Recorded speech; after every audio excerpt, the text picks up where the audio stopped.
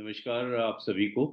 ये मेरे लिए बहुत हर्ष का विषय है कि हम initiation of inner change centre के इसके तत्वाधान में आयोजित इस परिचर्चा में मुझे बोलने का अवसर मिल रहा है। और कुछ बातें मैं आपके सामने रखूंगा। और ये ऐसा नहीं है कि कोई बहुत नई आविष्कारिक बातें हैं। ये पुरानी बातें ही हैं।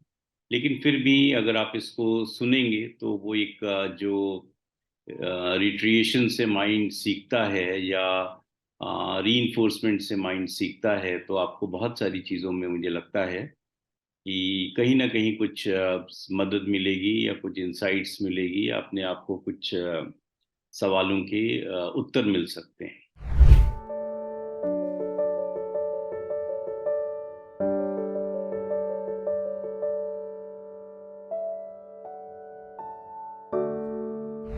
मैं शुरू करता हूँ, प्रारंभ करता हूँ कि यक्ष ने युधिष्ठिर से एक सवाल पूछा था।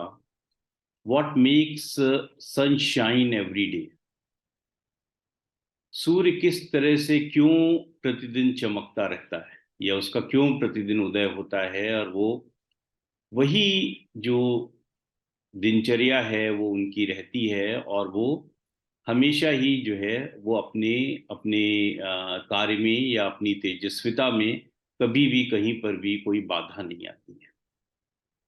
तो इस पे इसका जवाब जो युधिष्ठिर ने दिया वो ये था कि इट इज पावर ऑफ ब्राह्मण which makes sunshine every day. ये ब्राह्मण कोई कोई जाति वाला ब्राह्मण जो आजकल हम लोग देखते हैं समाज में, वो नहीं है।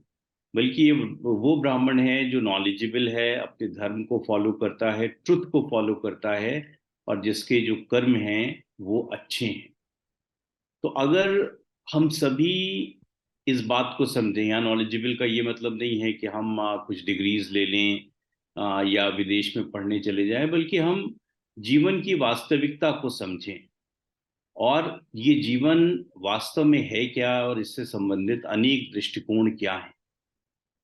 अगर आप सनातन धर्म का दृष्टिकोण देखें या और धर्मों के दृष्टिकोण देखें, तो आपको कुछ बातें जरूर अलग अलग मिल सकती हैं। लेकिन अंत में आप यही देखते हैं कि वो सारी की सारी बातें एक ही उस पर, एक ही बिंदु पर केंद्रित हो जाती हैं। और वो ये है कि आप अपने धर्म का यानी आपका जो कर्तव्य पथ है उसका पालन करिए, सच बोलिए, और अच्छे कर्तव्यों को करिए, अच्छे कर्म को करिए। यानी आपके जो डीड्स हैं वो हमेशा बहुत अच्छे होने चाहिए। तो ये एक सीधा सा जीवन का सिद्धांत है कि अगर आपके आपके डीड्स अच्छे होंगे, आपके कर्म अच्छे होंगे, तो फिर आपको आप हमेशा चमकते ही रहेंगे। हो सकता है कुछ अवसरों पर आप ज्यादा चमके या कुछ अवसरों पर आप कम चमके, लेकिन आप चमकते रहेंगे हमेशा। भगवान कृष्ण ने भी गीता में कहा है कि अगर आप, जिसके कर्म अच्छे हैं उसका तो नाश हो ही नहीं सकता। जब अर्जुन बहुत घबरा जाते हैं और उनसे पूछते हैं कि हे प्रभु, मैं अपने भाइयों को ही मारूंगा, तो कहीं ऐसा तो नहीं है कि मेरा भी नाश हो जाएगा, या मैं इस तरह के कार्य कर रहा हूं कि मेरा भी नाश हो जाएगा? तो भगवान कृष्ण कहते हैं कि नहीं, जिसका जो अच्छे कर्म कर रहा है उसका नाश या उसका पतन तो कभी हो ही नहीं सकता। तो ये एक तरह की जो गारंटी है, ये हमें हमारे ईश्वर से भी मिलती है, या हमारे हमारी जो फिलॉसफी है, गीता की जो का जो दर्शन है, या जो वेदों का दर्शन है, उससे भी हमें ये बात समझ में आती है। अक्सर आप देखते होंगे कि बहुत सारे ऐसे लोग हैं जो कभी मंत्री तक बने, और उसके बाद फिर वो सीबीआई इंक्वायरी हो रही है तो एनआईए की रेड हो रही है, तो ईडी की रेड हो रही है, आईबी की रेड हो रही है। क्यों? क्योंकि कहीं ना कहीं पर वो अपने कर्तव्य से, अपने मार्ग से अलग हो गए, और वो कुछ ऐसी ऐसी ऐसी गतिविधियों में शामिल हो गए जो कि उनको शामिल नहीं होना चाहिए था, और जिसकी वजह से उनको इस तरह के संकट का सामना करना पड़ रहा है। तो ये एक बहुत ही महत्वपूर्ण बात है कि सबसे पहले तो हम ये निर्धारित करें कि हमारे जो कर्म हैं वो कर्म हमेशा सही रहें। वो वो जो हमारा रास्ता है, हमारा जो मार्ग है, वो मार्ग हमेशा सही रहे। कितने भी प्रलोभन आपके पास आए, आपके सामने आए, कितनी भी आपको दूसरों का ऐसा उदाहरण मिले कि भाई वो तो अच्छा नहीं कर रहे हैं लेकिन उसके बाद भी वो आगे बढ़ते चले जा रहे हैं, लेकिन आपको ऐसा नहीं करना है, क्योंकि जो गलत काम करके आगे बढ़ रहा है वो कहीं ना कहीं उसका पतन निश्चित होगा, या कहीं ना कहीं वो समस्याओं में जरूर दिखेगा आपको आगे। इसलिए आपको उसको फॉलो नहीं करना है, बल्कि केवल अपनी ही तरह से अपने ही उस पर अच्छा कार्य करना है और अपने कर्तव्य का पालन करना है। और आज के जीवन में जो कर्तव्य बोध है वो बहुत महत्वपूर्ण है। ये केवल ऐसा ही नहीं है कि हमारे पास बहुत सारे भौतिक सुख साधन आ जाएं या बहुत सारा धन आ जाए और उसके बाद हम ये माने कि हम बहुत सुखी हैं या बहुत समृद्ध हैं। तो ये बात भी नहीं है। जब तक हम अपने कर्तव्य पर नहीं चलेंगे या कहीं ना कहीं आध्यात्म से नहीं जुड़ेंगे या ईश्वर से नहीं जुड़ेंगे, तो हम फिर उस प्रसन्नता को या उस आनंद की अनुभूति अपने जीवन में नहीं कर पाएंगे। तो अच्छे कर्म के साथ हमने एक बात और क्या जोड़ दी यहाँ, व्यक्ति को अध्यात्म से जोड़ना, व्यक्ति को ईश्वर से जोड़ना। जो भी आपका धर्म है, जिस भी ईश्वर को आप मानते हैं या बात करते हैं, वो एक अलग बात है, उसको आप अपनी तरह से फॉलो कर सकते हैं। क्योंकि वो जो अध्यात्म है वो हमेशा आपको इस बात को याद दिलाता है, आपको इस बात का स्मरण कराता है कि इस जीवन का अंत क्या है, ये जीवन किस प्रकार हमारा जीवन, इस जीवन का अंत होगा। और वो अंत ये है कि हम सभी को जो इस दुनिया में आए हैं उनको इस दुनिया से जाना भी होगा और खाली हाथ जाना होगा। ठीक है। तो फिर जो गलत कर्तव्य, जो गलत काम हम कर रहे हैं, कर्म कर रहे हैं, वो किसके लिए कर रहे हैं? अगर हम ये सोच रहे हैं कि हम गलत तरह से अपने बच्चों के लिए पैसा जोड़ रहे हैं, तो अगर हम अपने बच्चों को अच्छी सीख नहीं दे पाए, अच्छी तालीम नहीं दे पाए, शिक्षा नहीं दे पाए, तो कितना भी आप धन उनके लिए जोड़ करके रख देंगे, वो उस सब का नाश, उस सब का पतन हो जाएगा। है ना? कहते हैं हम लोग के यहाँ, बहुत पुरानी कहावत है कि पूत कपूत तो का धन संचय, पूत सपूत तो का धन संचय। अगर आपके पुत्र अच्छे हैं, आपने उनको अच्छी शिक्षा दी है, तो आपको उनके लिए धन संग्रह करने की आवश्यकता नहीं, वो खुद अपना रास्ता बना करके अपना धन का संग्रह कर लेंगे। और अगर कुपूत हैं तो आप कितना भी धन संग्रह कर लीजिए, वो सारा का सारा धन जो है वो एक दिन उसको नाश करके खत्म कर देंगे। ठीक है। अब एक दूसरी बात जो जो मुख्य विषय है, ये तो एक आपको हमने प्रस्तावना के रूप में बताया कि जो जीवन का दर्शन है वो दर्शन क्या होना चाहिए। अब हम उसके उसका जो वास्तविक पक्ष है उसकी चर्चा करते हैं, उस पर बात करते हैं। आपने ये देखा होगा कि जीवन में मैं ये मान के चल रहा हूँ कि इसमें से बहुत सारे जो हमारे सुनने वाले हैं आज के इसमें भाग ले रहे हैं वो युवा भी होंगे और अपने मिड कैरियर में होंगे या अपने कैरियर को शुरू कर रहे होंगे या अध्ययन कर रहे होंगे। तो ये आपने देखा होगा कि कुछ लोग हैं जो अपने दिन में 12 से 15 घंटे या 16 घंटे या कहीं कहीं 20 घंटे भी काम करते हैं। और कुछ लोग ऐसे भी होते हैं जो 20 दिन में 1 घंटे का भी काम नहीं करते। तो ये ऐसा कैसे होता है कि कुछ लोग दिन में 20 घंटे भी काम कर लेते हैं, काम करते हैं, और कुछ लोग हैं वो 20 दिन में 1 घंटे भी काम नहीं करते? अगर इसके मनोविज्ञान में आप जाएं तो आपको ये समझ में आएगा, जो मैंने देखा अपने जीवन में, अभी तक के जीवन में, कोई ऐसा बहुत बड़ा अनुभव हमारा नहीं है लेकिन फिर भी जो कुछ भी है, व्यक्ति से कार्य कराती है उसकी महत्वाकांक्षा। महत्वाकांक्षा अगर व्यक्ति के अंदर है, ये जब मैं महत्वाकांक्षा कह रहा हूं तो उसको संकीर्ण अर्थों में नहीं कह रहा हूं कि केवल हम अपना भला सोचें और अपने गोल्स को सोचेंगे, हाँ भाई इसके बाद हमको ये बनना है, उसके बाद वो बनना है, यहाँ घर खरीदना है, वहां जमीन खरीदनी है, इस पद पर पहुंचना है, ये नहीं। महत्वाकांक्षा ये कि हम अपने साथ साथ अपने समाज के बारे में भी सोच रहे हैं, हम अपने राष्ट्र के बारे में भी सोच रहे हैं। केवल संकीर्ण होकर के अगर संकीर्णता की महत्वाकांक्षा आप रखेंगे तो फिर आप गलतियां करेंगे, है ना? बहुत सारी गलतियां आपसे होंगी और फिर आप अपने कर्तव्य के मार्ग से च्युत हो जाएंगे या आप गलत रास्ते पर भी जा सकते हैं। देखिए क्या होता है कि जीवन में ये जानना बहुत जरूरी है कि कौन सा मार्ग सही है और कौन सा मार्ग गलत है।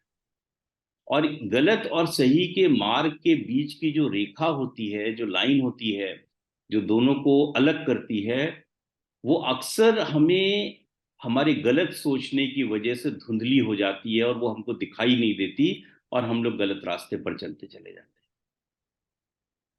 तो जब हम महत्वाकांक्षा की बात कर रहे हैं तो महत्वाकांक्षा का अर्थ ये है कि आप अपने विकास के साथ साथ अपने समाज और राष्ट्र के विकास के बारे में सोचें।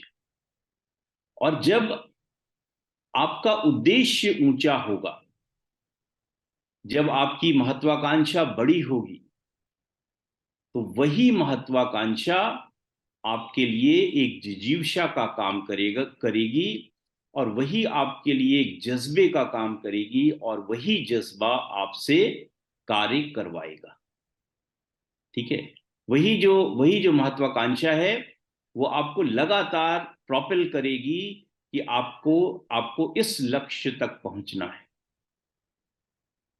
आपको ये मुकाम हासिल करना है, या आपको समाज के लिए या अपने देश के लिए या अपने परिवार के लिए भी ये कार्य करना है।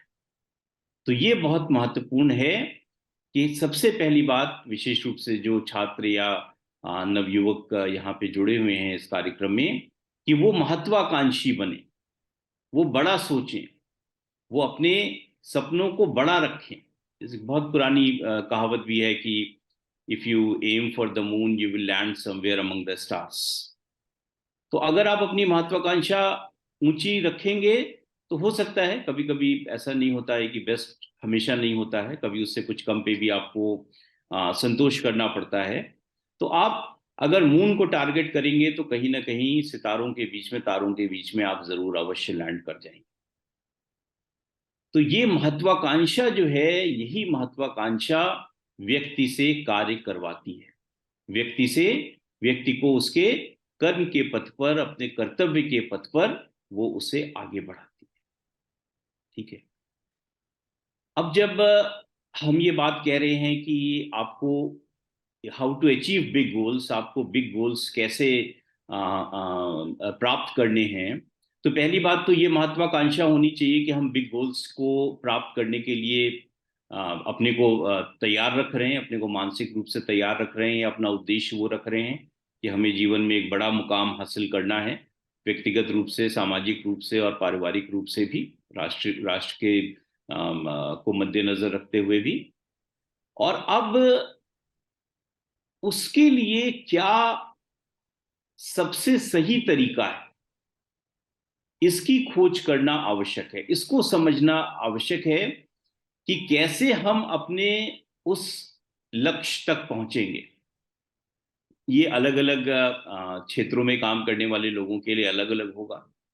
जब हम काशी हिंदू विश्वविद्यालय में अपने मास्टर्स के स्टूडेंट्स को पढ़ाते थे, तो हमेशा हम उनसे यही कहते थे कि आप जिस लिटरेचर को पढ़ रहे हैं, जिस सामग्री को पढ़ रहे हैं, जिससे अध्ययन कर रहे हैं, जो आपकी पुस्तकें हैं, वो विश्व की सबसे अच्छी पुस्तकें होनी चाहिए। वो जो लिटरेचर है, वो सबसे अच्छा लिटरेचर होना चाहिए, और वो ऐसा लिटरेचर होना चाहिए जिसको आप यहाँ हिंदुस्तान में बैठ करके पढ़ रहे हैं, और उससे अच्छा लिटरेचर ऑक्सफोर्ड, कैम्ब्रिज और हार्वर्ड में पढ़ने वाला जो स्टूडेंट है, वो भी उससे अच्छे लिटरेचर से नहीं पढ़ रहा है। यानी आपका लिटरेचर जो है वो सबसे अच्छा होना चाहिए, यानी वो जो है वो की टू सक्सेस होगा ना। तो आप जिस भी क्षेत्र में, जहां पर भी अलग अलग जगह पे काम कर रहे हैं, आपको ये देखना होगा कि कौन सा रास्ता हमारे लिए सर्वश्रेष्ठ है।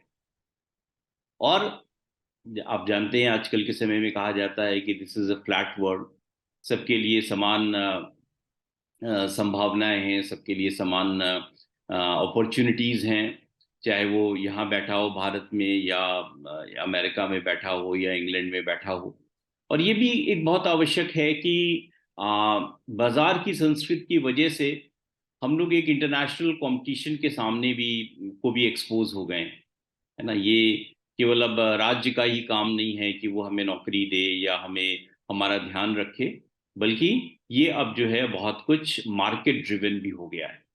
बाजार भी इस बात को निर्धारित करता है। तो पहली बात महत्वाकांक्षा, कि हम महत्वाकांक्षी हों, और संकीर्ण नजरिए में नहीं बल्कि बृहद नजरिए में, ब्रॉड बेस में। और दूसरा ये है कि हम उस लक्ष्य तक पहुंचने के लिए सबसे शक्तिशाली मार्ग या सबसे उपयुक्त मार्ग को चुने। और यहाँ ऐसा नहीं है कि चीजें गोपनीय हैं और आपको ये नहीं पता चल पाएगा अपने क्षेत्र में कि कौन सा सबसे अच्छा मार्ग है। जब सबसे अच्छे मार्ग की हम बात कर रहे हैं तो ये वो मार्ग भी होगा जो संभवतः सबसे मुश्किल होगा, जो संभवतः आपसे सबसे ज्यादा मेहनत कराएगा, सबसे अधिक परिश्रम कराएगा, सबसे अधिक आपको आपके शारीरिक आराम को भी ये रास्ता छीन सकता है। लेकिन क्योंकि आपके पीछे वो जिजीविषा है, आपके पीछे वो महत्वाकांक्षा है, वो जज्बा है, और वही जज्बा और वही महत्वाकांक्षा आपको उस मार्ग पर लेकर के आगे चलने का कार्य करेगी। ठीक है।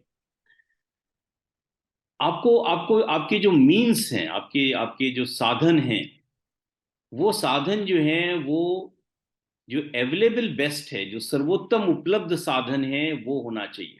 जैसे हम लोग छात्रों से कहते हैं कि आप सबसे अच्छी किताबें पढ़िए, सच्चे सबसे अच्छे जर्नल्स पढ़िए, सबसे अच्छे जो पॉडकास्ट हैं या वीडियोस हैं या ऑडियोज हैं उनको देखिए, उनको सुनिए, अच्छे स्पीकर्स को सुनिए उस एरिया में जिस एरिया में आप काम कर रहे हैं।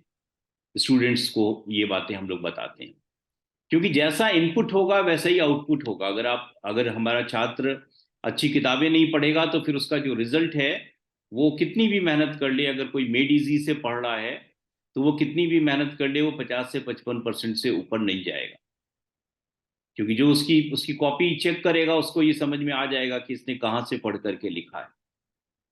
तो उसी तरह अपने लक्ष्य को प्राप्त करने के लिए जो सर्वोत्तम रास्ता है, भले वो रास्ता मुश्किल है, आपको हो सकता है उसके लिए कुछ इंतजार भी करना पड़े, कुछ लोगों से मदद लेनी पड़े, लेकिन आप अपने को उसी रास्ते को चुनिए। और सफलता का कोई शॉर्टकट नहीं होता। सफलता आपको मेहनत के बाद ही प्राप्त होती है, और वही मेहनत के बाद की हुई जो प्राप्त हुई सफलता जो है वो स्थायी होती है, और वो आपको जीवन में बहुत कुछ दे करके जाती है। दूसरा तीसरा एक जो महत्वपूर्ण बात है वो ये है कि निरंतरता। अक्सर ये होता है कि हम लोग कोई एक काम शुरू करते हैं, प्रारंभिक समय में अगर उसमें असफलता मिल जाती है तो फिर हम सोचते हैं कि भाई देखिए इसमें समय लगाना बहुत ठीक नहीं है। ठीक है, कॉस्ट बेनिफिट एनालिसिस सब लोग करते हैं, लेकिन जो निरंतरता है वो निरंतरता बहुत आवश्यक है। जो प्रारंभिक असफलताएं हैं या रास्ते की जो कठिनाइयां हैं, वो किसी भी तरह से हमको विचलित करने वाली नहीं होनी चाहिए। अगर उन कठिनाइयों ने आपको विचलित कर दिया और आपने सोचा कि नहीं भाई देखिए इसमें बुद्धिमानी तो ये है कि हम इस बगल के रास्ते से निकल जाएं, शॉर्टकट से निकल जाएं, तो फिर आपकी सक्सेस भी शॉर्ट ही हो जाएगी। और चौथी जो महत्वपूर्ण बात है वो ये है कि आपको अपने जीवन में हमेशा अनुशासित रहना है। अनुशासन एक बहुत बहुत बड़ी चीज है।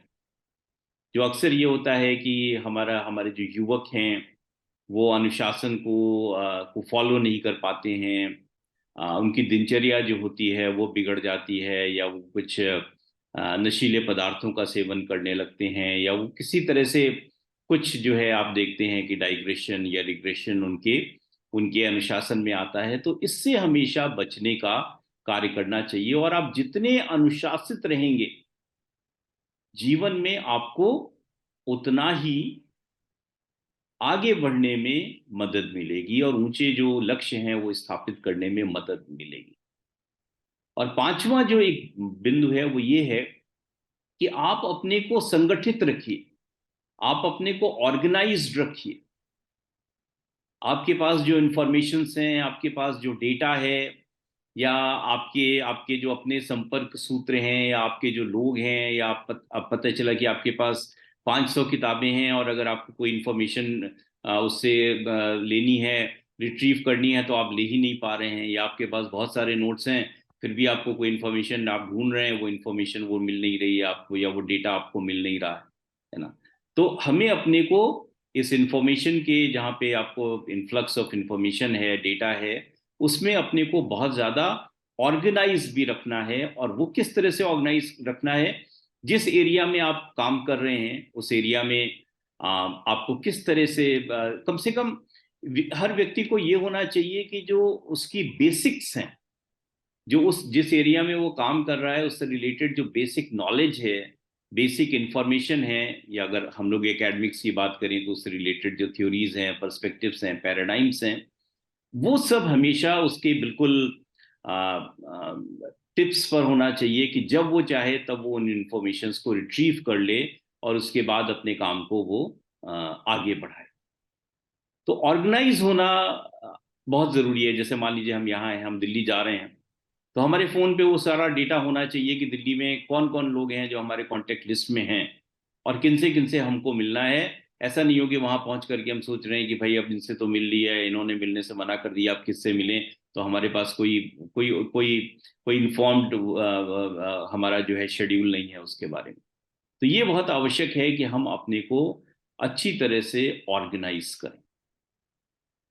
और छठी जो महत्वपूर्ण बात है वो ये है कि जीवन में हमारे पास ऐसे लोग अवश्य होने चाहिए जो, आप कह सकते हैं कि वो समझदार मित्र हों, जो समय पड़ने पर आपको बहुत सारी बातें समझा सकें, जीवन के बारे में भी, आपके बारे में भी, और आप जिस लक्ष्य को प्राप्त करना चाह रहे हैं उसके बारे में भी। या कुछ ऐसे लोग हों जो आपसे उम्र में 10 से 20 वर्ष बड़े हों, लेकिन उसी प्रोफेशन में हो जिस प्रोफेशन में आप काम कर रहे हैं, और उनसे हमेशा आपको आपको सही मार्गदर्शन जीवन के बारे में मिलता रहे, क्योंकि आपसे ज्यादा जीवन उन्होंने जी लिया है, उनका अनुभव बहुत ज्यादा है, उनकी दृष्टि भी बहुत ज्यादा है, और वो बहुत सारी ऐसी जो बातें हैं, जो बातें ये कहना चाहिए कि जो खतरे हैं, या जो जो कठिनाइयां हैं, जो जो इस प्रोफेशन में आपको जीवन में आपकी आने वाली हैं, उनसे वो आपको पहले ही बता सकते हैं, उसके बारे में वो आपको पहले ही अलार्म कर सकते हैं। और अपने व्यक्तिगत जीवन में अपने माता पिता और पत्नी को कभी मत छोड़िए। छोड़ने का मतलब ये नहीं है कि तलाक देना, छोड़ने का मतलब ये है कि हमेशा उनके एक बहुत क्लोज कांटेक्ट में रहिए, क्योंकि वो आपको ऑब्जर्व करते हैं। उनसे अच्छा आपके बारे में शायद इस दुनिया में कोई नहीं सोच सकता ईश्वर के बाद। मेरे पिताजी अब नहीं है, लेकिन हमेशा वो कहीं भी कुछ भी होता था तो बताते रहते थे कि देखो तुमको ऐसे करना चाहिए, इस तरह से नहीं करना चाहिए, यहाँ पे खतरा हो सकता है, यहाँ पे नुकसान हो सकता है, यहाँ पे कठिनाई आ सकती है। तो वो हमेशा इस बात को जो है बताते रहते थे। तो ये हमें अवश्य देखना है कि जिसको आप फिलोसोफर फ्रेंड और गाइड जो कहते थे, तो ऐसे कुछ लोग जीवन में अवश्य होने चाहिए जिनसे आप जीवन में आगे बढ़ते हुए जो दुश्वारियां हैं, या जो आपको लग रहा है कि कहीं आपके भटकन जैसा महसूस हो रहा है, आप बीविल्डर्ड हैं, या आप लग रहा है कि समझ नहीं पा रहे हैं कि आपको क्या करना चाहिए, तो ऐसी असमंजस की स्थिति में ये जो आपके जीवन में चार पांच लोग होंगे, वो हमेशा आपको बिल्कुल निस्वार्थ सलाह देंगे, जो भी जितना भी उनको उस विषय की समझ है, या जितना भी वो प्रिडिक्ट कर सकते हैं, वो आपको निस्वार्थ सलाह देंगे। और मैंने ये देखा है अपने जीवन में कि अक्सर इस तरह की जो लोगों की सलाह है, वो आगे चल करके वो बहुत काम आती है। और आपका जो मनोबल है वो ऊंचा रहता है, आपका जो कॉन्फिडेंस है वो हमेशा मजबूत रहता है, और आपको वैसे भी लगता है कि हाँ, ये चार पांच लोग हैं जो हमेशा हमारे साथ रहेंगे। ठीक है। तो ये अपने जीवन में इसको इसको उतारना जो है वो बहुत जरूरी है। और सातवीं जो महत्वपूर्ण बात है वो ये है कि life is all about evolution. जीवन में हमें हमेशा अपने को इवॉल्व करते रहना है। ये जो इवोल्यूशन है ये केवल जब तक आप पढ़ रहे हैं, विद्या अध्ययन कर रहे हैं, तब तक ही नहीं होगा, ये हमेशा होगा। हम लोग जब पढ़ते थे तब कंप्यूटर का उतना महत्व नहीं था। इवन जब नौकरी में भी आए तो लगता था कि भाई हमें कौन सा, हम सोशल साइंसेस के थे तो हमें कौन सा मिसाइल जो है फायर करनी है, तो हमें कंप्यूटर की कोई ज़रूरत नहीं है। लेकिन धीरे धीरे जब उसका उसका उसका मीनिंग समझ में आया कि हाँ भाई कंप्यूटर का समाज विज्ञान में क्या महत्व है, तो फिर उसको भी उस वो स्किल भी डेवलप करी, है ना। तो बहुत सारी स्किल्स ऐसी हैं, बहुत सारी कौशल ऐसे हैं जो हमें जीवन में हमेशा उसको डेवलप करने का प्रयास करते रहना चाहिए। और जो भी आज जिस भी एरिया में आप काम कर रहे हैं, उससे रिलेटेड जो बहुत सारी, अब जैसे आजकल एक नया चैलेंज है आर्टिफिशियल इंटेलिजेंस का, तो जो स्टूडेंट्स पढ़ रहे हैं या जो जो लोग एकेडमिक्स में हैं, वो उनको भी ये चाहिए कि वो ये देखें कि किस तरह से वो आर्टिफिशियल इंटेलिजेंस या मशीन लर्निंग या इस तरह के जो नई नए ट्रेंड्स, नई बातें आ रही हैं, या इंटरनेशनलाइजेशन ऑफ हायर एजुकेशन की हम लोग बात करते हैं, फॉरेन यूनिवर्सिटीज के इंडिया में आने की बात करते हैं, तो इनसे संबंधित जो कौशल है, उस कौशल को भी हमें धीरे धीरे करके अपने अंदर आत्मसात करने का प्रयास करते रहना चाहिए। और ये भी हम लोग के पार्ट पर बहुत आवश्यक है कि जीवन में, जैसा पहले भी मैंने कहा कि निरंतरता रहना बहुत आवश्यक है। ये नहीं होना चाहिए कभी कि कुछ कुछ कुछ दिन ऐसे निकल गए, कुछ हफ्ते ऐसे निकल गए या महीने ऐसे निकल गए जिसमें हमने कोई काम नहीं किया। अगर ऐसा है तो मुझे लगता है कि वो जो डायरेक्शन है वो डायरेक्शन सही नहीं है। निरंतर हमें कुछ ना कुछ जो है करते रहना है। नए चैलेंजेस आएंगे लाइफ में, जैसे अभी आपने देखा कि कोविड का एक ऐसा चैलेंज था जो बिल्कुल ही it came out of the blue, किसी को कुछ पता नहीं था, और परिवार में बहुत सारे लोगों का, कुछ परिवारों में निधन हुआ इस तरह से करके। तो इस तरह की एक्सीजेंसीज भी आपको टाइम टू टाइम हो सकता है आने वाले समय में आपको अपने जीवन में देखने को मिले या समाज में देखने को मिले। तो इन सब के लिए भी हमें हमें तैयार रहना चाहिए।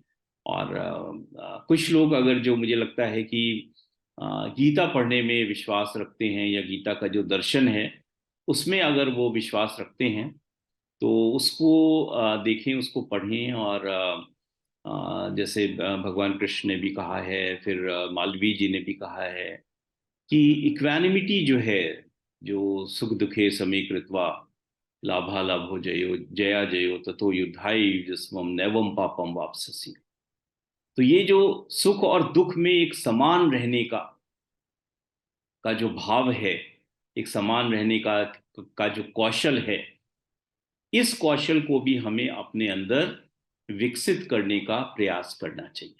ये उतना आसान नहीं है। ये एक बहुत स्वाभाविक सी मनोवृत्ति है कि अगर हमारा कुछ नुकसान हो जाए या कहीं हम अपने लक्ष्य को ना प्राप्त कर सकें तो हम दुखी हो जाते हैं।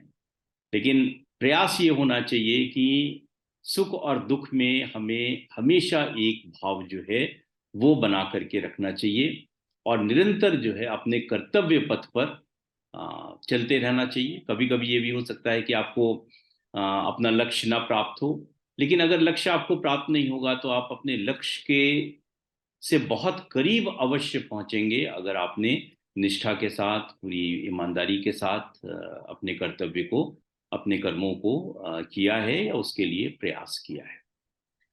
तो ये कुछ बातें थी जो विशेष रूप से मैं अपनी युवा पीढ़ी के साथ करना चाहता था। और ऐसा कोई मेरा बहुत बड़ा अनुभव नहीं है, लेकिन जो कुछ भी अभी तक मैंने जीवन में अपने देखा, तो उससे यही समझा कि हाँ, आप अपने लक्ष्य को बड़ा रखिए और निरंतर उस लक्ष्य को प्राप्त करने के लिए एक अनुशासित जीवन के साथ और अपने फिलोसोफर फ्रेंड्स और गाइड्स के साथ आप उसको प्राप्त करने का प्रयास करते रहिए। नमस्कार सभी साथियों, नमस्कार सर। सबसे पहले तो सर मैं एक छोटी सी बात मेरे मन में आई है। आपने कहा कि जब हम सही मार्ग पे चलते हैं, सही कार्य करते हैं, तो हम अपने लक्ष्य की तरफ बढ़ते चले जाते हैं। I agree. लेकिन ये सही और गलत का मापदंड जो है वो कौन तय करेगा? ये समझ से परे है थोड़ा सा। देखिए क्या होता है कि कोई भी व्यक्ति अपने आप में एक बहुत रैशनल ह्यूमन बीइंग होता है, और उसके अंदर अपने तर्क की और सही और गलत को समझने की स्वयं क्षमता होती है। उसको पता होता है कि क्या सही है और क्या गलत है। अगर कोई बच्चा है, वो उस यूनिवर्सिटी में पढ़ रहा है और वो अपने क्लासेस अटेंड नहीं कर रहा है और वो कहीं और घूम रहा है, तो इस उसको वो घूम रहा है लेकिन उसको पता है ये कहीं ना कहीं से कि वो गलत कर रहा है। या अगर कोई अधिकारी है या कोई इस तरह के की पोजीशन पे कोई आदमी बैठा हुआ है और वो करप्ट प्रैक्टिसेस में इन्वॉल्व है, वो पैसे ले रहा है या इस तरह की जो कदाचार है, जो मैल प्रैक्टिसेस हैं, या इस तरह की जो चीज़ें हैं उसमें वो अगर अपने को इन्वॉल्व कर रहा है, तो उसको तो ये पता होता है। ये ऐसा नहीं है कि व्यक्ति को पता नहीं होता। उसको पता होता है कि हाँ, वो कहाँ सही कर रहा है, कहाँ गलत कर रहा है। ये हो सकता है कि कुछ निर्णय ऐसे हो जाएं या अनजाने में आ, उसके अंदर कुछ अहंकार या कुछ इस तरह की बातें आ जाएं, जिसकी वजह से वो कभी गलत निर्णय ले सकता है। लेकिन by and large an individual knows that what is the correct path and how he can or she can be morally upright.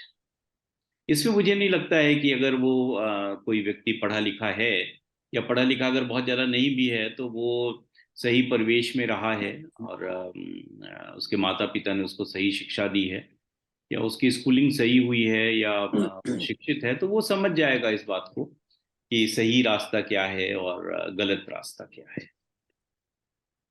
I agree sir, वो तो डिसाइड हम खुद कर सकते हैं ये क्या सही है, लेकिन ये कौन डिसाइड करेगा कि हम सही जा रहे हैं, ये यही रास्ता सही है, ये गलत है? ये तो समाज ही तय, जो नियम समाज ने बनाए उसी पर चल के वही सही गलत बताते हैं।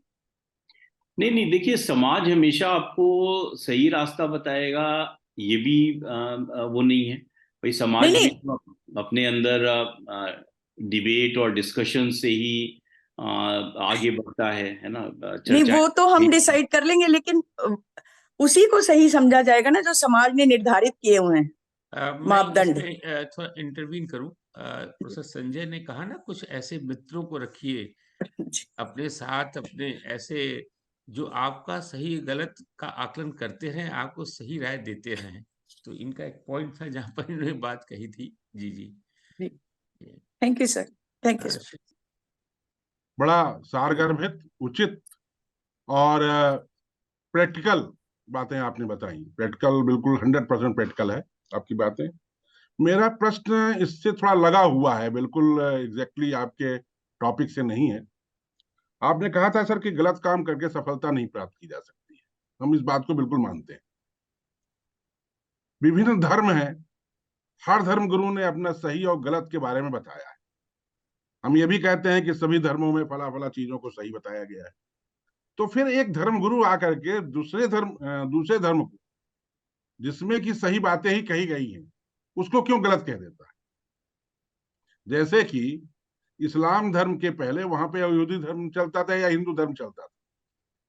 अपने मोहम्मद साहब आए तो उन्होंने कहा नहीं, ये सब गलत है, जो मैं कह रहा हूं वही सही है। उसके बाद कोई दूसरा आया, वो कहेगा कि नहीं, ये नहीं, ये सही है। तो ऐसा कैसे होता है? सत्य तो एक ही होगा सर ना। हाँ, सत्य तो एक ही होगा, और वो जो कहने वाले लोग हैं वो भी इस बात को समझते हैं कि सत्य एक ही है, ईश्वर एक ही है, या ईश्वर तक पहुंचने के जो रास्ते हैं, धर्म क्या है, वो ईश्वर तक पहुंचने के रास्ते हैं, जो अलग अलग लोगों ने अलग अलग तरह से अपने अपनी बातों को कहा है। तो ये हो सकता है कि कहीं कोई कुछ किसी बात को सही कहे। भाई, जब अंग्रेज आए भारत में शासन करने के लिए, तो उन्होंने ये कहा कि सब ये तो वाइट मैन्स बर्डन है, ये जो लोग हैं they are half naked, very poor and uncivilised people, और इनको हम ये सिखाएंगे कि कैसे अपने अपने जीवन का यापन करना है। और उसके बाद आपने देखा कि एक मूवी समय आया जब हमारी इकॉनमी जो है वो उनकी इकॉनमी से आगे निकल गई, and we became the fifth largest economy. तो ये इस तरह की चीजें आती रहती हैं समय समय पे। कोई एक सिविलाइजेशन, कोई एक धर्म जो है वो उसका महत्व होता है, फिर उसके आने वाले समय में, बाद वाले समय में कुछ ऐसा भी हो सकता है कि कोई दूसरा पंथ या कोई दूसरा धर्म जो है वो ज्यादा उसको उसके अनुयायी हो जाएं, लेकिन फिर भी अगर आप देखें तो ज्यादातर धर्मों के रास्ते अलग अलग हो सकते हैं, लेकिन जो सत्य पे पहुंचने की बात है तो वो उन सब की मुझे लगता है कि ज्यादातर जो धर्मों की है, जैसे अगर आप इस्लाम भी पढ़ें या जो जितना भी मैंने पढ़ा है, मैं ये तो नहीं कहूंगा कि मैंने बहुत ज्यादा पढ़ा हुआ है उसको, लेकिन यहूदी धर्मों के जो सिद्धांत हैं या जो क्रिश्चियनिटी के जो सिद्धांत हैं, तो वो सभी तो एक ही बातें सिखाते हैं। ऐसा नहीं है कि वो कोई अलग अलग बातें सिखा रहे हैं या उनके जो लक्ष्य हैं वो अलग अलग हैं। समस्या वहां पर आती है जब हम उसका उपयोग जो है कुछ कहीं से ध्रुवीकरण के लिए कर लेते हैं, पोलराइजेशन के लिए कर लेते हैं, और वहां पर आकर के क्या सच है और क्या गलत है, इससे रिलेटेड जो है वो बातें आ जाती हैं। और जहां पर भी आप देखते हैं कि फोर्स का यूज हुआ है, अगर अपने विचारों को थोपने के लिए, इम्पोज करने के लिए या कन्वर्जन के लिए अगर हमने फोर्स का यूज किया है, तो कहीं ना कहीं पर वो चीजें जो हैं वो फिर may be after several hundred years वो कहीं ना कहीं पे वो उस समय जो एक पीस इस्टेब्लिश की गई वो जो है वो परमानेंट नहीं होती है, और वो कहीं ना कहीं इरप्ट होती हुए है फिर वो नॉन डिसएग्रीमेंट में या नॉन एग्रीमेंट में, और फिर आप देखते हैं कि नई चीजें जो हैं वो सामने आती। तो ये भी एक प्रकृति का नियम है कि वाद है, प्रतिवाद है, और उसके बाद फिर एक संवाद है, सिंथेसिस है, जो हमारे सामने आता है। तो ये समय समय पर है, ये चीजें उसके हिसाब से चलती हैं। और ये ज्यादा आपका जो प्रश्न है वो दर्शन से संबंधित है। मैं जो बातें अपनी बता रहा था वो ये था कि आज की अभी की जो परिस्थितियां हैं, उन परिस्थितियों में कैसे एक बहुत प्रैक्टिकली, एक बहुत प्रायोगिक रूप से या एप्लीकेबल रूप से हम अपने बड़े लक्ष्यों को किस प्रकार से प्राप्त कर सकते हैं। ये मतलब मेरा कहीं भी कहना ये कुछ इस तरह का नहीं था कि जो उसके जो सत्य से संबंधित जो कॉन्सेप्ट्स हैं या जो रियलिटी से संबंधित जो कॉन्सेप्ट हैं वो कैसे चेंज होते हैं या कैसे वो ओवर पावर होते हैं और फिर वो टाइम टू टाइम चेंज होते रहते हैं, इस पे मैंने चर्चा नहीं की है। मेरी चर्चा केवल यही है कि कैसे हमें बड़े लक्ष्यों को प्राप्त करना है, और एक प्रायोगिक तरह से यही मुझे बताया गया था कि किस तरह से ये इस कार्यक्रम का जो उद्देश्य है वो क्या है। तो उसी पर मैंने बोलने का प्रयास किया है। जो प्रश्न आप पूछ रहे हैं मुझे लगता है कि वो मेरी बातों से संबंधित बहुत ज़्यादा नहीं है या इसकी संबंधित मैंने बात नहीं की है। तो कभी इस विषय पर और हम लोग चर्चा कर सकते हैं। जी नमस्कार संजय जी को नमस्कार। एक बहुत अच्छी बात वो कह रहे थे व्यवहारिक रूप से कि माता पिता और पत्नी इनके साथ आपका क्लोज कांटेक्ट बना रहना चाहिए, क्योंकि ये आपको बहुत ही निकट से देखते हैं और ये आपको बहुत ही प्रैक्टिकल और आपसे जुड़ी हुई सलाह दे सकते हैं।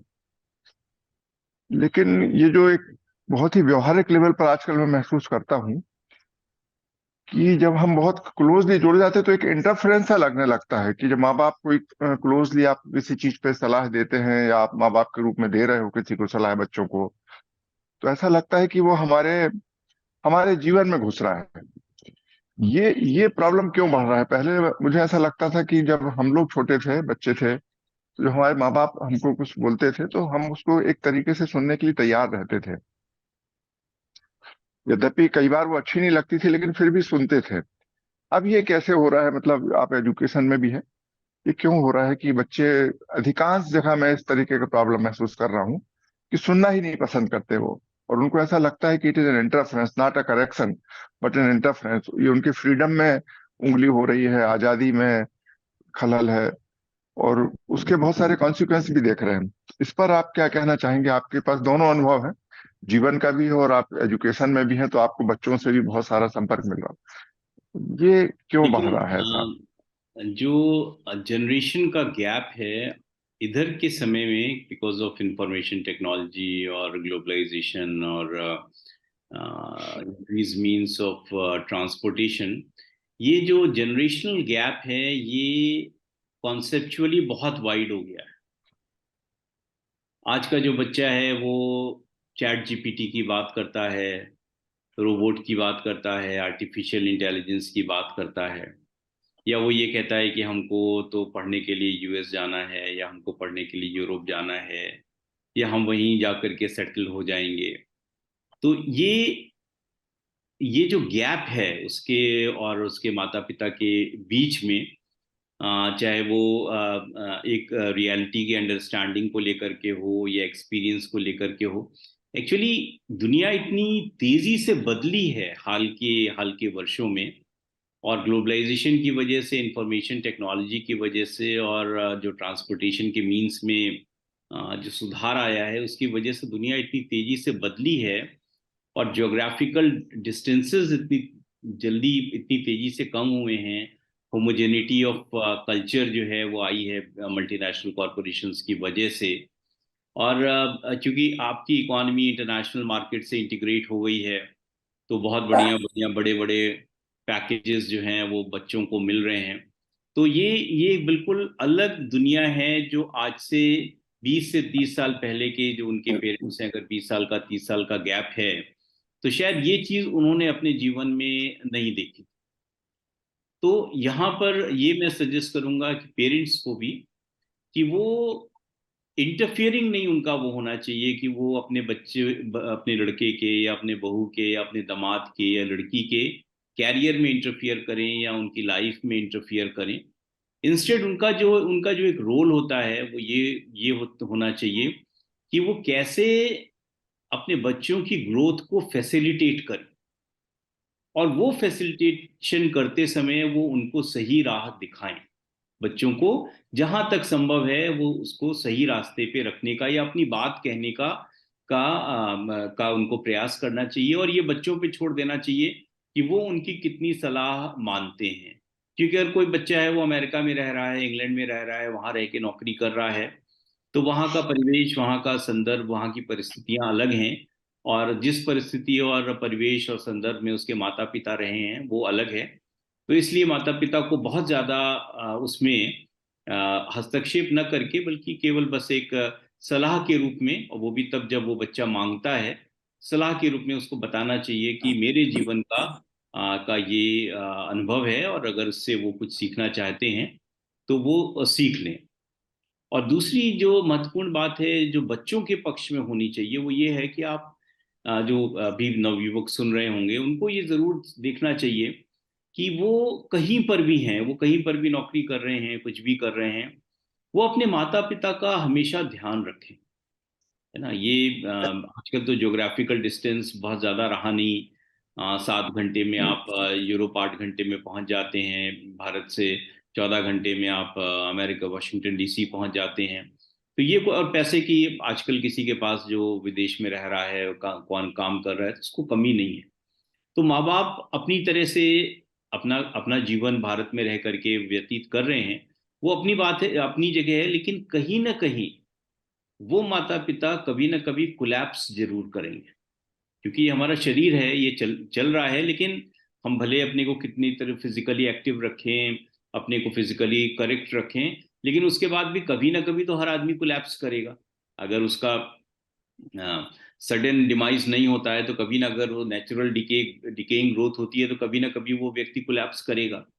तो ऐसी समय में ये बच्चों के पार्ट पर आवश्यक है कि वो अपने माता पिता का के साथ रहने के लिए अवश्य आएं, या अपने माता पिता को अपने साथ ले जाएं, चाहे वो सबैटिक में कोई छुट्टी लेकर के आएं या अपनी नौकरी छोड़ करके आएं, और वो उस समय के लिए जो भी 2-3 साल का, 1-2 साल का समय है, वो अपने माता पिता के साथ अवश्य रहे। तो ये डॉक्टर बहुत सारे लोगों साहब, ने। बीच में मैं थोड़ा सा इंटरफेयर करना चाह रहा था फिर से इसमें। असली में बेसिक जो मेरा पॉइंट था वो यही था। एक तो बहुत सारी चीजें हैं, मतलब जब नई पीढ़ी है उसके पास इतने सारे पॉइंट ऑफ व्यू है, तो वो अपने माँ बाप के पॉइंट ऑफ व्यू को नहीं समझता, उसको समझ में नहीं आता कि क्या दिक्कत है। और दूसरी बात जो है सबसे बड़ी, जो आप अभी बोल रहे हैं बाद में, कि जिसको कहते हैं थोड़ा सा त्याग करना, मतलब आपको एडजस्ट करना पड़ेगा। यदि आप माँ बाप की केयर करना चाहते हैं तो आपको अपने अपने रूटीन को चेंज करना पड़ेगा, आपको अपनी प्रायोरिटीज आगे पीछे करना पड़ेगी। इसके लिए कोई सहमत नहीं है। ये भाव क्यों पैदा हो रहा है? पहले हम लोग बहुत सारी ऐसा मानते हैं, और बहुत से लोग करते भी थे, कि अपने आप को वो थोड़ा सा नीचे रख लेते थे और परिवार की आवश्यकताओं को प्राथमिकता देते थे। अब ये स्थिति कम हो रही है। रीजन मुझे समझ में नहीं है, बट ये फैक्ट है। मतलब केवल जानकारियों का, इंफॉर्मेशन का, आइडिया का तरीका नहीं है, बहुत छोटी छोटी बातों में। एक तो इशू ये है कि आपको अपनी आवश्यकताओं को नंबर 2 पे रखना पड़ता है ना। जब मैं आपकी बात मान रहा हूँ तो मेरी बात को मुझे नीचे करना पड़ता है, मेरी आवश्यकता को मुझे नीचे करना पड़ेगा आपकी आवश्यकता यदि मैं पहले देख रहा हूं तो। ये स्थिति है कि मैं अपने आप को फर्स्ट रखना चाहता हूँ, and I can keep anyone as a first over me. ये प्रॉब्लम बढ़ रहा है। इस प्रॉब्लम को हम कैसे रिजॉल्व करें, ये एक बड़ा चैलेंज है सोसाइटी में। हाँ, कुछ ये डेफिनेटली डेफिनेटली चैलेंज है। लेकिन इसमें पेरेंट्स को ये देखना चाहिए कि वो पेरेंट्स किस एज ग्रुप के हैं, और अगर उन्होंने अपनी कैरियर को पूरा कर लिया है, अपनी अपने जीवन की अधिकांश उद्देश्यों को पूरा कर लिया है, तो मुझे लगता है कि वहाँ पर उनको अपने बच्चों को की जो प्रायोरिटीज़ हैं उनको मुझे लगता है कि ऊपर रखना चाहिए। और जब हम्म, माता पिता कोलैप्स कर जाएं तो उस समय बच्चों को उनकी प्रायोरिटी को ऊपर रखना चाहिए, अपने अपने उद्देश्यों से, अपने कैरियर से। ऐसा मेरा मानना है, चलिए। मैंने देखा भी है बहुत सारी जगह इस तरह से होते हुए। तो बहुत कम अक्सर ये होता है कि इस तरह की न्यूज़ पेपर्स में आ जाती है कि बच्चों ने माँ बाप का ध्यान नहीं दिया, और बच्चे अमेरिका में हैं और माँ बाप का निधन हो गया, फिर 10 दिन के बाद उनकी बॉडी रिकवर हो रही है घर से, डिकम्पोज बॉडी। लेकिन ऐसा भी नहीं है, बहुत सारे माँ बाप यहाँ से जाके अपने बच्चों के साथ परमानेंटली वहाँ रह भी रहे हैं। कुछ ऐसे एबरेशंस हैं, कुछ ऐसे केसेस हैं जिसमें बच्चे बिल्कुल ही नालायक निकल गए और उन्होंने माता पिता को कुछ समझा नहीं, या कोई लड़का है तो उसकी पत्नी ऐसी हुई, या लड़की है तो उसका पति ऐसा हुआ जो जो कोऑपरेट नहीं कर रहा है, सहयोग नहीं कर रहा है, और फिर वो माँ बाप से बच्चे बच्चे अलग हो गए। लेकिन बाई एंड लार्ज तो ये है कि अभी भी कम से कम जो इंडियन अगर भारतीय मूल का व्यक्ति है, या उसको भारतीय संस्कार मिले हैं, तो बाई एंड लार्ज तो लोग अपने माता पिता को देखते हैं, ध्यान रखते हैं। जी जी, ठीक, thank you thank you. Sir ji good evening sir. Sir मेरा क्वेश्चन सर ये था, सर आपने स्टार्टिंग में बताया था कि अ, हमको हमेशा एक सही ट्रैक पे ही जाना चाहिए। अगर कोई गलत ट्रैक पे जा रहा है और वो फ्लोरिश कर रहा है बहुत ज्यादा उस ट्रैक पे, तो उसको फॉलो नहीं करना चाहिए। तो सर मैं ये बोलना चाह रहा था कि सर कोई भी चीज है या जो हमको अभी राइट नाउ या प्रेजेंट मोमेंट में हमको वो अनफेयर लग रही है या अनइथिकल लग रही है या रॉन्ग ट्रैक पे है ऐसा लग रहा है, बट नेक्स्ट मोमेंट पे after some time, some days और सम इयर्स हमें रियलाइज होता है कि नहीं, वो चीज वो ट्रैक ही सही था। तो फिर मतलब सर बिल्कुल कॉन्ट्रास्ट हो जाता है एक्चुअली परसेप्शन उस चीज को लेके। प्रेजेंट टाइम में हम हमारा परसेप्शन कुछ और होता है, लेकिन आफ्टर डेज आफ्टर इयर्स उस चीज को लेके परसेप्शन बिल्कुल अलग हो जाता है। तो सर हम उस चीज में कैसे कोई चीज डिसाइड करें, क्योंकि फ्यूचर तो हमने कि देखा नहीं है। और जब आप ना इस तरह की असमंजस की स्थिति में रहते हैं, तो आपके लिए यस ये सर। हमेशा आवश्यक होता है कि आप उन लोगों से सलाह लें जिनके जो अनुभवी हैं उस क्षेत्र में या उस विधा में जहाँ पर जिसमें आप काम कर रहे हैं। तो आप अपने सीनियर से, या अगर आपके माता पिता को उसका वो है तो आप उनसे सलाह ले सकते हैं। और अगर आपके सीनियर्स हैं, अगर आप किसी कॉलेज में हैं और आपके सीनियर्स और हैं जो जो उस एरिया में काम कर रहे हैं, उस सेक्टर में काम कर रहे हैं, तो आप उनसे सलाह ले सकते हैं, उनसे बात कर सकते हैं, और तब आपको बहुत सारी चीज़ें जो हैं, बहुत सारे उससे संबंधित जो उसकी गुणताएं हैं, कॉम्प्लेक्सिटीज़ हैं, न्यूएंसेस हैं, सटेलिटीज़ हैं, इसके बारे में इनपुट्स मिलेंगे, इनसाइट्स मिलेंगे। और फिर उसके बाद आप जो है उसको उस पे आप ये डिसाइड कर सकते हैं कि किस रास्ते पर आपको जाना चाहिए। लेकिन जब इस तरह की समस्याएं आए तो उन समस्याओं को केवल अपने तक ही रख के नहीं बैठना चाहिए, नहीं तो फिर वो धीरे धीरे करके आपको परेशान करती हैं वो बातें। आप उसको डिस्कस करिए अपने लोगों से, अपने परिवार में डिस्कस करिए, और अपने फ्रेंड से करिए, अपने सीनियर कॉलीग से करिए। और फिर आप देखिए कि आपको उसका जो कोई ना कोई मार्ग जो है वो निश्चित रूप से मिलेगा, दिखेगा, जो कि सही मार्ग होगा और आपको सही रास्ते पर ले जाएगा। Yes sir, thank you sir. But sir actually there is a problem after taking any kind of decision by the experience of someone else, because uh, it depends or it vary from person to person. It matters that to whom we are taking advice. Uh, if there is a right person or a ethically good person, so he or she will give different opinion regards आप तो कई the decision. कई लोगों से सलाह लेंगे ना, तो बहुत सारे पर्सपेक्टिव आपको बहुत सारे इनपुट्स आपको मिलेंगे और बहुत सारी इंसाइट्स मिलेंगी। मतलब it should not be confined to 1 or 2 person.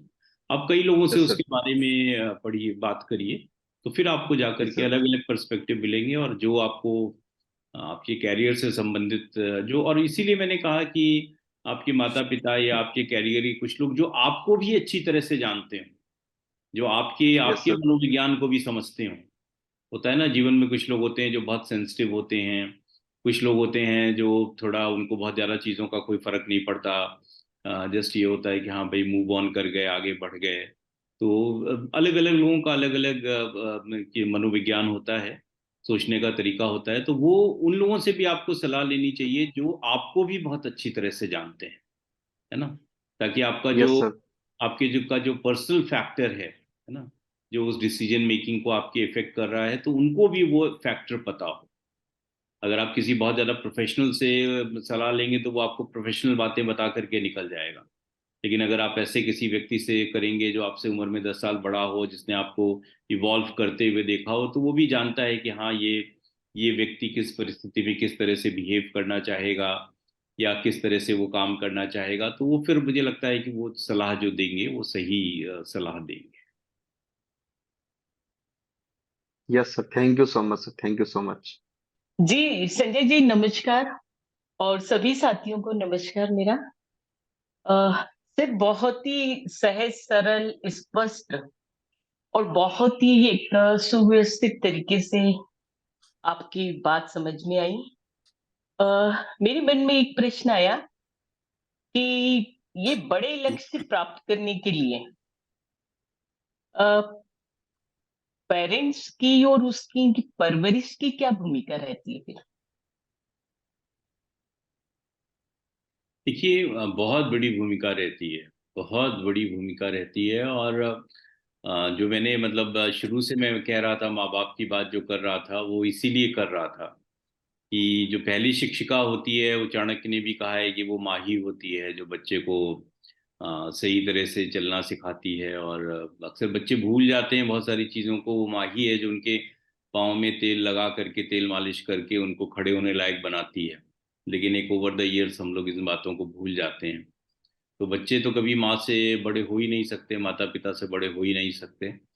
और निश्चित रूप से पेरेंट्स, घर का जो परिवेश है, परिवार का जो परिवेश है, परिवार में किस तरह का वातावरण है और किस तरह से क्या परिवार अध्यात्म से जुड़ा हुआ है या इस तरह की चीजें हैं, तो निश्चित रूप से इसका जो परिवेश पे, इसका जो व्यक्ति है उसके जीवन पर, उसके मस्तिष्क पर बहुत गहरा प्रभाव पड़ता है।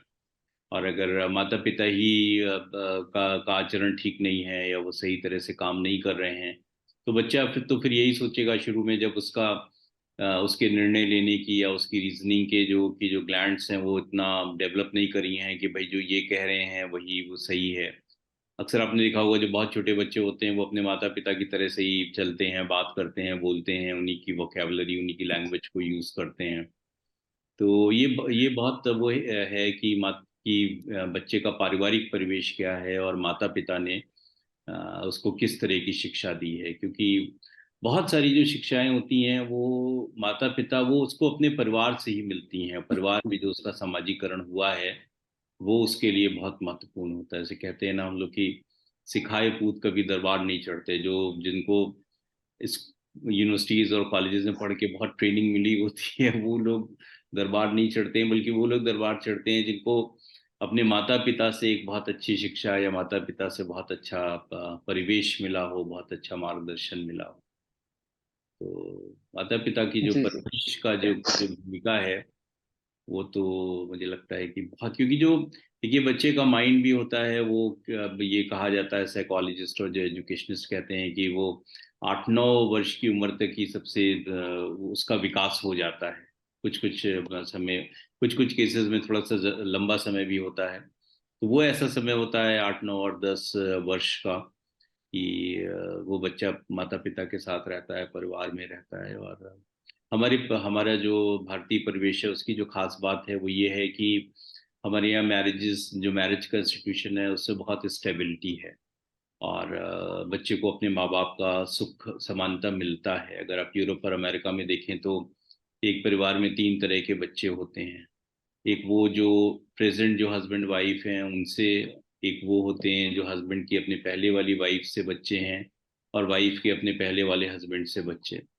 तो ऐसी स्थिति में उनको कोई बहुत अच्छी परवरिश मिले या उनके साथ डिस्क्रिमिनेशन ना हो, इसको सुनिश्चित वहाँ का लॉ करता है। और बच्चे को स्कूल में ही सिखाया जाता है कि अगर कहीं पर भी पेरेंट्स तुमको मारें या प्रेशराइज करें तो इस नंबर पे फ़ोन करके तुम पुलिस को बुला लेना।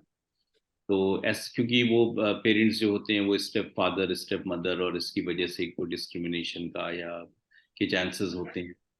तो ये चीज़ चूंकि हमारे यहाँ नहीं है, तो और इसी वजह से बाद के समय में भारतीयों ने बहुत अच्छा भी किया, भारत ने भी अच्छा किया, और विदेशों में जाकर के भी हमारे जो छात्र हैं या जो हमारे लोग हैं नौकरी करने वाले, उन्होंने बहुत अच्छा परफॉर्मेंस दिया, क्योंकि उनको शायद एक बहुत अच्छी परवरिश भारत में पेरेंट्स ने उनको दी। Thank you sir, thank you very much. ये जोत्स्ना जी, बहुत बात थैंक यू। तो चलती रहनी चाहिए। थैंक यू मुझे लगता है कि माता पिता की सलाह जो है वो जी जीवन जी में बहुत आगे तक काम आती है। जी जी जी। हो सकता है मेरी बातें अह, ज्यादा मिस्टेक लग रही हूँ, लेकिन बहुत सारे केसेस में मैंने देखा है कि ये सही हुआ है।